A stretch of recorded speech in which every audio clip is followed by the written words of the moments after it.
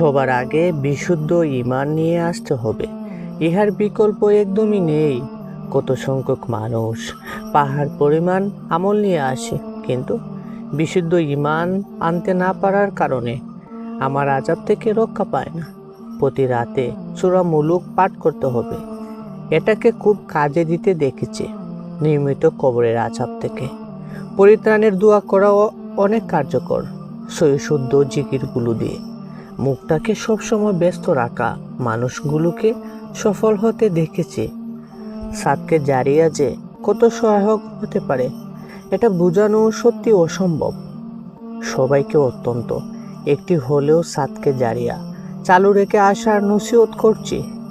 বিশ্বাস করো, কবরের চাপ এমন ভয়াবহ যন্ত্রণা সহ্য করতে পারবে না। তাই আজ থেকেই প্রস্তুতি নিতে শুরু করো, যেন পুনরুদ্ধান পর্যন্ত আমার বুকে ফুলের বাগান বানিয়ে ঘুমাতে পারো।